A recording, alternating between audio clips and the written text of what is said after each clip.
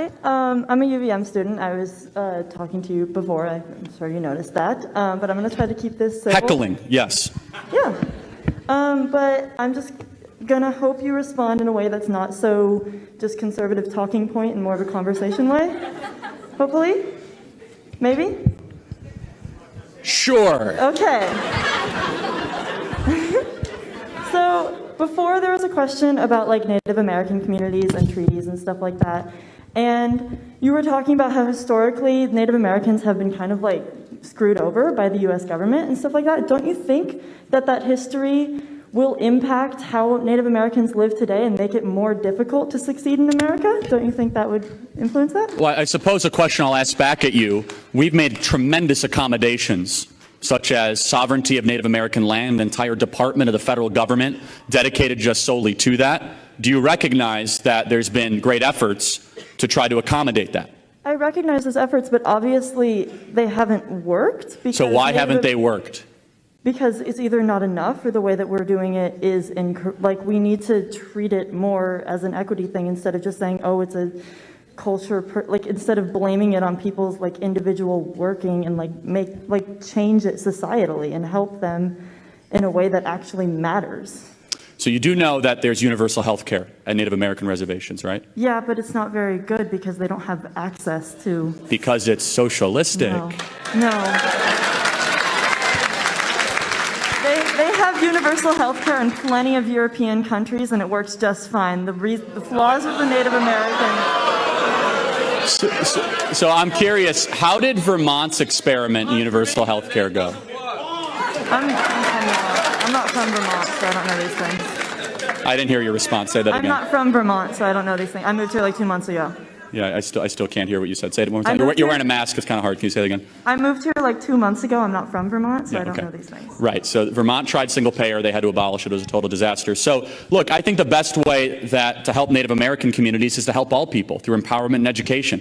Instead, we tried a heavy-handed government approach of intervention of the Bureau of Native American Affairs, of universal health care. And if you want to go see a socialist dystopia, go to a Native American reservation. Maybe you have. Maybe you worked on Native American reservations before. I've been to plenty. They're depressing. They're government addicted, unfortunately, in more ways than one. They're very, very corrupt. And this is something I want to ask you. Would you self-identify as a socialist? Is that fair to say? Yeah. Okay. Ish. I'm not a liberal. I'm more social. Okay. Socialist and liberal are different words, and I think conservatives confuse that a lot. They're completely different things. Okay. No, we don't. So I'm just curious, as someone who would say you're a socialist, what would be a country you think works well that's a socialist country? There are no socialist countries right now. There are no has there ever been a socialist country? Truly socialist? No. Okay. So your worldview is on something that's never existed and currently doesn't exist? Is it a bad thing to be like pro change? Like people who lived in like only monarchies wanted democracy and stuff like that. That wasn't like a bad thing. Okay, so just so we're clear, yeah, the type of change you're advocating is horrifying. But so it's never existed, doesn't, and so I would say Venezuela, Cuba, North Korea, formerly Vietnam, the Soviet Union. Those are not and were not socialist countries. The disastrous effects in those countries were directly contributed by U.S. intervention. There were multiple coups done by the CIA in those countries. So let's take. Hold on, guys. Hold on. I'm just curious. And so, how on earth did Fidel Castro taking over Cuba have anything to do with U.S. intervention?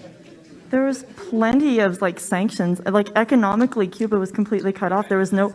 They tried to assassinate him plenty of times. There were so many things. The fact that they're communist. Yeah. We had what to do with that? We didn't have anything to do with that. But after a communist regime took over, they had a. Yeah. So let me ask you another. So first of all, Zimbabwe was not communist. Burkina Faso, Thomas Sankara. Say that again. Thomas Sankara, Burkina Faso. Before he was assassinated, he was actually. How about Mugabe? He wasn't a communist. How about Joseph Stalin? He wasn't a communist? He called himself. How about Mao Zedong? He wasn't a communist? Yeah. Pol Pot?